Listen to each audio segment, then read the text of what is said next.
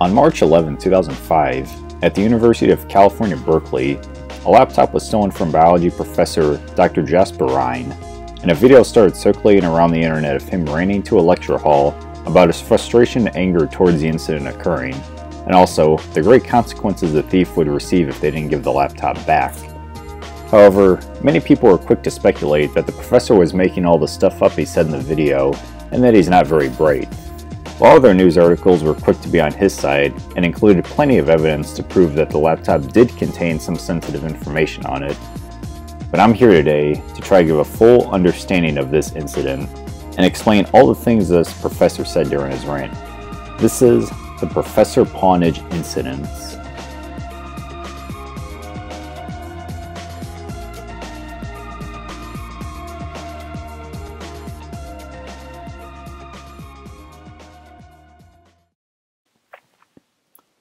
So, first things first, let's play the important parts of the video to try and get his side of the story here. As you know, my computer was stolen in my last lecture. The thief clearly wanted to betray everyone's trust and was after the exam. Within about an hour, there was a signal from various places on campus that's allowed us to track exactly where that computer went at every time that it was turned on. I'm not particularly concerned about the computer, but the thief who thought he was only stealing an exam is presently, we think, probably still in possession of 3 different kinds of data, any one of which can send this man, this young boy actually, to federal prison. You are in possession of data from a $100 million trial sponsored by the NIH, for which I'm a consultant. The NIH investigates these things through the FBI. They have been identified, they've been notified about this problem. You are in possession of trade secrets from a Fortune 1000 biotech company, the largest one in the country, which I consult for. You are in possession of proprietary data from a pre-public company planning an IPO. Your academic career is about to come to an end. You are facing very serious charges with a probability of very serious time. At this point, there's very little that anybody can do for you. Ironically, I am the only person on the planet that can come to your aid because I am the only person that can tell whether the data that was on that computer are still on that computer. You have until 11:55 to return the computer and whatever copies you've made to my office, because I'm the only hope you've got of staying out of deeper trouble than you or any student that I've ever known has ever been in. But I will point out that we have a partial image of this person. We have 2 eyewitnesses. With the transponder data, we're going to get this person. So now, let's go ahead and analyze this bit by bit to really dig into what he's talking about here in full detail.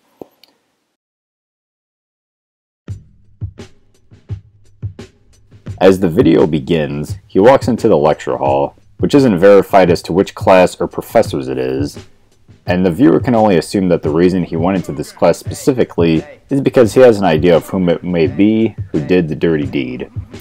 But, as he goes on his speech, it's pretty obvious that he only has a vague idea of who the person is, as he explains that the only really solid evidence he has is a partial image of the suspect, 2 witnesses, and the transporter data, as he calls it. He also mentions that the thief was in his previous class, and within an hour he was able to gather all the information I just mentioned before, as well as the fact that the computer itself contained a monitoring tracker that basically allowed him to locate where the computer was on the campus, as well as the fact that the version of Microsoft Windows open up on the computer was also being tracked at the time. And then software, a different device, someone in Redmond, Washington literally called him and asked him why the same version of Windows was being used on 2 different devices simultaneously. Although this does spark a few questions, who is calling him from Redmond, Washington, asking him these questions? Some IT security department manager or something? Keep in mind that this was only 2005, so like these weren't present at the time, and most of the cybersecurity jobs came later. So this device must have been under some serious 24-hour full government security watchguard protection agency team thing program or something. And better yet, if it needed all of that protection because of all the sensitive info on it, how is this professor so mindless into letting this just happen? We can establish right here one major red flag, that this professor was not very bright into the words he put into his dark and threatening speech. As he continues on, he explains that the thief is, quote, presently, we think, probably still in... Now this just might be him stumbling over his words, which happens to all of us from time to time, but sometimes that only happens when the speech we're trying to say hasn't been rehearsed very well, or our brain just can't think as fast as we want when we're talking, and we just can't seem to find the right words to say at the correct time. Which either way brings us another red flag, that this guy probably, we think, came up with this speech to scare his fellow students in a very small amount of time, and didn't really know what he was saying, and on top of that, memorized it terribly. Next, he explains in full and confusing detail the three main pieces of data on the laptop that, quote, can send this man, this young boy, actually, to federal prison. So at the very least, he's established that the thief is a male, but unfortunately, that's the only real evidence that he's found. Or he's just saying the word boy, because again, he's not really thinking about what he's saying before he says it, most likely because he's talking way too fast here. Regardless, the first piece of data that he talks about is from a $100 million trial by the NIH, National Institute of Health, which according to him includes some of the largest companies on the entire planet. Now, let me just explain something here. This is just a super overstated, overdramatic statement to make the situation and trial itself sound more important than it truly is. Because by using the vague statement he said, he's really just putting on a show by acting like this trial specifically is the most important trial in the entire world. Obviously, not to mention, if you think the large figure makes it sound realistic, it's just another overdramatic statement. He also mentions that the NIH works with the FBI to solve cases like this, and that he did notify them before. And whether that's true or not, we as an audience will never truly find out, because, spoiler, throughout this case, the FBI was never involved in it. Through the timeline of events that happened after the initial incident occurred, the FBI was never contacted, so there was clearly another fake detail there. Red flag number 3. The next piece of data is a collection of trade secrets from a, quote, Fortune 1000 biotech company, supposedly the largest one in the whole country. So, first off, trade secrets in simple terms basically means confidential information, whether it's personal info about specific people including full names, addresses, phone numbers, social security numbers, and so on, or technical data such as company test data, hidden secrets inside of a business such as Google search algorithm data, or the dark inside details about YouTube's monetary system, or something like that. Some other examples of trade secrets from well-known companies include recipes for some fast food places such as KFC's 11 Herbs and Spices or Coca-Cola's original recipe. Some of these works are copyrighted, in which case nobody is allowed to use the work or formula for their own business, unless they have been given permission to do so, which is pretty rare. But the other more in-depth stuff is a lot more restricted and usually goes undisclosed to the general public, so in this case, the fact that these trade secrets are wanting to be kept top secret makes perfect sense. However, the next part does not. When it comes to Fortune 1000 biotech companies, well, they're non-existent. Fortune 500 companies are United States-owned companies picked specifically by the magazine Fortune, in which case they are ranked based on their revenue and notoriety, and only 500 are included, hence the name. Some of these companies are known worldwide and exist for commercial reasons such as Apple or Walmart, but some others are privately owned companies and exist for things like research lab experiments or manufacturing operations. Some of these include Pfizer and Johnson & Johnson. However, Fortune 1000 companies are lesser known, but are still ranked by the same magazine company and ranked in the order based on the stock market value. But unfortunately, none of these companies included specifically invest in biotechnology, so it's just another red flag that makes this guy sound incredibly unprepared to give this speech. Now, it's possible that he just confused whatever company he's referring to as a Fortune 1000 company instead of a 500, as he did state that it's the largest one in the entire country. However, it seems pretty obvious that if it was ranked as one of the highest ones in the US, this story would have been a much larger news story than it was, as the biotech company would have been discussing it as a major problem instead of just this random guy, but nothing ever came out from it, so it's safe to assume that there is no such corporation, and once again, he's just making up that story to scare the student even more. Also, one last note on that piece of data. He mentions that the Federal Trade Communication and federal marshals have been informed of the situation. Now, similar to the Fortune 1000 biotech thing we just discussed, The Federal Trade Communication is not an actual company. Now, it's possible that he meant to say Federal Trade Commission, which does exist, and would be the right company to talk to about this type of thing. Of course, he also might have confused it with the Federal Communications Commission, even though the FCC would have absolutely nothing to do with this clusterfuck nonsense. But even if the FTC was contacted, they probably couldn't help him because the big-name biotech company that he mentioned, as we've established, doesn't exist. So this would clearly just be a real waste of time for them, giving us red flag number 7. Last but not least, the computer also contained, quote, proprietary data from a pre-public company planning an IPO. Then he mentions that the Security and Exchange Commission is interested in knowing more about the situation. But he, Dr. Jasper Donald Rines, doesn't know what branch of law enforcement they use, even though they're a government-owned company that investigates and keeps tracks of the sales of private and publicly owned companies being traded or sold off. So they definitely do have a purpose and most likely work with the FBI or something. But this man, with a bachelor's degree in science, a PhD in molecular genetics, and a scholar membership in the Genetic Society of America to his name, doesn't know what branch of law enforcement they work for. But jokes aside, going back to what he just said before, pre-public companies are also not a thing. Like, at all. Like, at this point I feel like this guy is just really stupid, or he's just trying to sound super desperate to sound realistic and scary to his fellow students, but he ended up just coming off as a weak, loudmouth individual that doesn't know what he's saying or actually thinking what he will do will make people feel sorry for taking his laptop, which at this point very clearly didn't contain any of this stuff on it. But anyways, an IPO, aka an initial public offering, is the sales and offering of shares in a privately owned company or business. So in this case, it doesn't even seem like a huge deal to complain about this information, as it wouldn't do much damage to the company or him if he's associated with that company in any way. He doesn't mention it here though. Also, this is the time of the video when you can tell he's really getting pissed off, as ironically at the part that we've established is the most made up of them all. But it's still obvious that he's just putting on an act to try to scare the person who supposedly did this, and whom he accuses of stealing all the info, as we're about to discuss here. He explained that he, again, is the only person in the entire world, another overdramatic statement, but this time it's actually probably, maybe sort of, possibly not really, though true, that can tell if any of the data was corrupted or modified in any way possible, and he is also the person that the thief can come to get help from because of what I just mentioned before. He then explains, well, essentially accuses the person of copying some of the data, and explaining that the thief better hope that they have,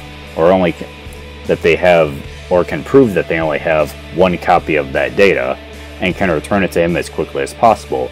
11:15 that is, 11:55 that is, assuming 11:55 a.m. as he has all booked up all this afternoon and all of next week.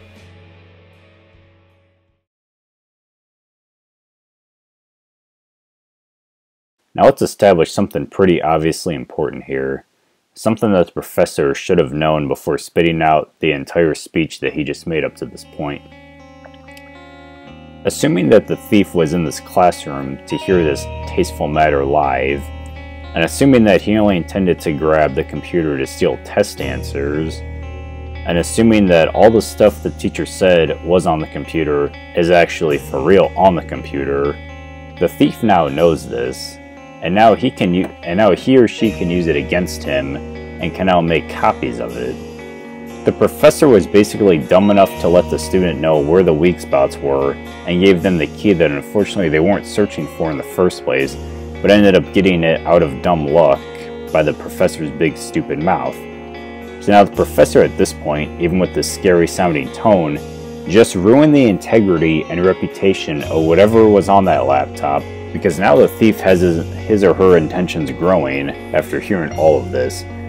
And fortunately for us, the story continues down this path of the thief actually getting ideas from the teacher. Sadly, the student from the university has never been identified, and to this day, it's unknown if the info that was mentioned in the video was ever on that laptop, and or if so, if it was ever sold off, erased, or whatever. The only true info we have from the outcome of this incident is that the laptop did supposedly contain some sensitive information on it, on the students at the school, most infamously their social security numbers and the full names attached to them. And soon after this situation, all the students with exposed info were emailed basically telling them that, well, their info is exposed. They're fucked for life at this point. Now here's where the story gets pretty messy. This is a short timeline of events that's happened soon after this, telling us where the computer had been bouncing around after this incident originally occurred.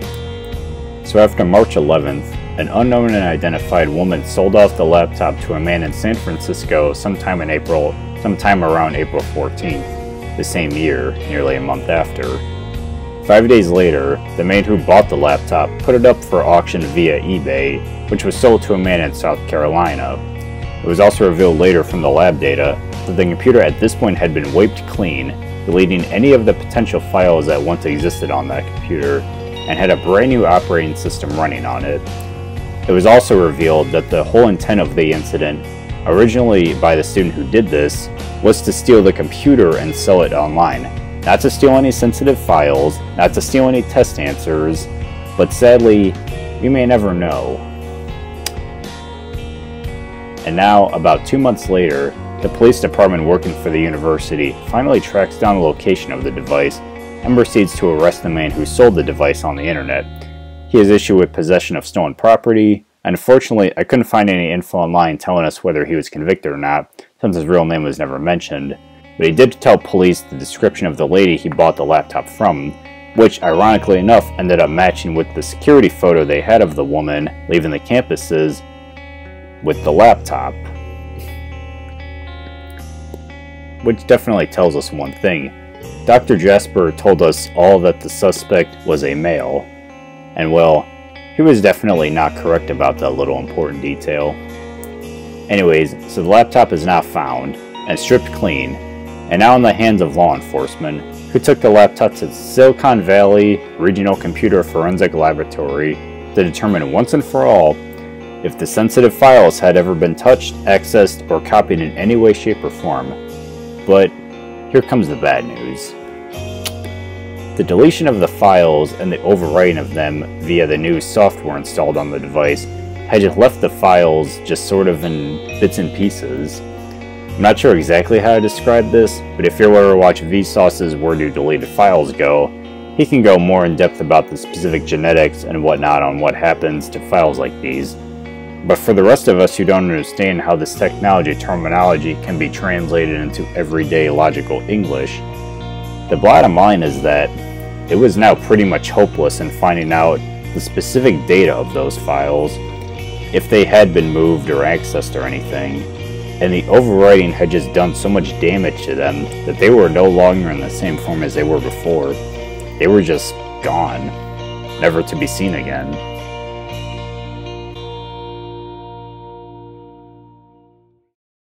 So finally on August 30th, the report was made and issued to the local PD. It was most likely not including much detail about the files in particular. The laptop was finally sent back to the university and to the professor sometime in early September, and the outcome of this was that nothing bad actually happened.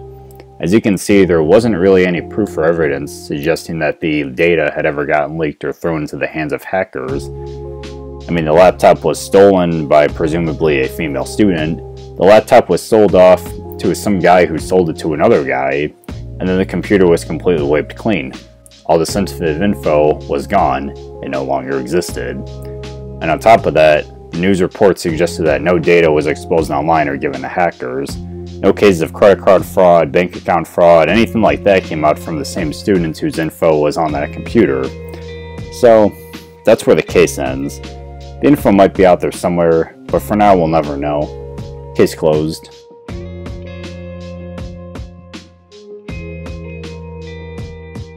So, we may never know who stole the laptop, or why a professor here decided to flip out on his class like this for absolutely no reason. But let's all just consider 3 things here specifically about him. Number 1. Is this guy aware how much attraction he got from this incident, and how many news articles and videos on YouTube such as this one were created based on the actions he decided to take to try and hunt down the person who started all of this? Number 2, how did he come up with all those lies in such a short period of time in a very specific and creative manner? And number 3, what happened to his life after he got his laptop back? If he ever actually got it back, in fact. Did his life change dramatically due to this episode he had?